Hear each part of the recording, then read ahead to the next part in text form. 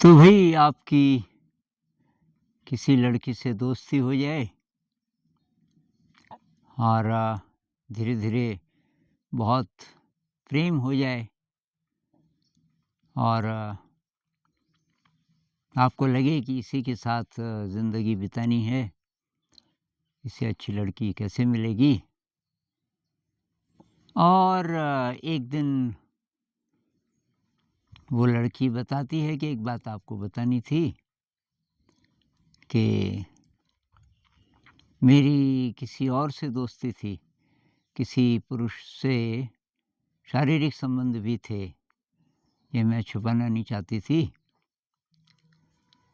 अब आप उसको एक तरफ तो प्रेम भी बहुत करते हो, उससे शादी करना चाहते हो, लेकिन बार-बार ये बात दिमाग में बिजली की तरह कौंधती है कि इसके तो संबंध थे किसी से, ये बात निकलती ही नहीं मन से। तो क्या करें? किसी ने पूछा है। तो भई पहले तो चेक करो कि अभी जो उस लड़की से आपको प्यार है, कितना प्यार है और कितनी वासना है। अगर सचमुच प्यार होगा, तो पास्ट को तो आप भुला दोगे, क्योंकि पास्ट तो ख़त्म हो गया ना। भई जिस शक्ल को आप देख रहे हो, ये 3 महीने में कि हमारी जो बाहर की जो चमड़ी है सारी बदल जाती है और सारे शरीर की कोशिकाएँ लगातार बन रही हैं, लगातार मिट रही हैं। अब पता नहीं कितने दुष्कर्म हमने किए होंगे। वैसे बुद्धिज़्म में बोलते हैं अकुशल कर्म, दुष्कर्म नहीं बोलते। और कितने भी दुष्कर्म किए हों, आप अगर ध्यान करोगे तो सब गायब हो जाते हैं, सब धुल जाते हैं, उसका असर ख़त्म हो जाता है। अ, ये अंगुलीमाल की कहानी आपने सुनी होगी, इतना बड़ा मर्डरर, कितने लोगों को मार दिया था उसने, लेकिन जब वो भगवान बुद्ध के पास गए, 3 महीने के ध्यान से वो एनलाइटेंड हो गए। 3 महीने में सब खत्म। तो हमारे जितने भी पाप हैं इस जन्म के या पिछले जन्मों के, उनको जल्दी से धोने का एक तरीका है ध्यान, मेडिटेशन। और अगर आप इस रास्ते पर हो, तो इसीलिए शादी भी करनी चाहिए। किसी स्त्री से आपका अगर संबंध है, तो उसका कारण वासना नहीं होनी चाहिए।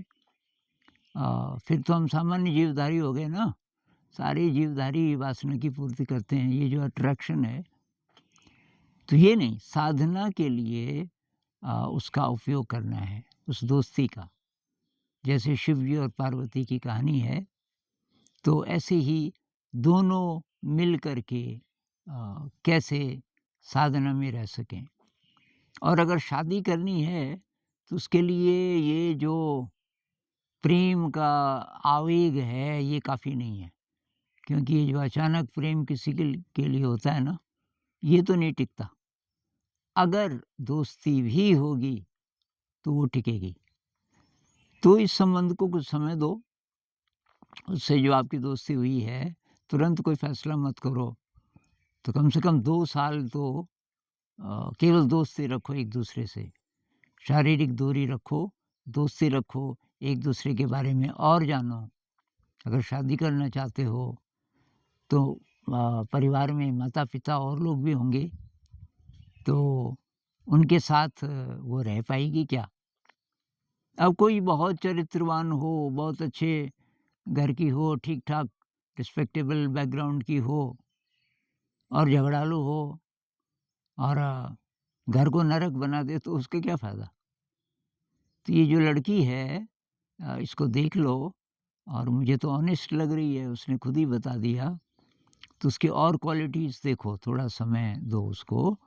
ये बात तो निकाल दो कि पीछे ये हुआ, वो हुआ, आपने भी बहुत दुष्कर्म किए होंगे।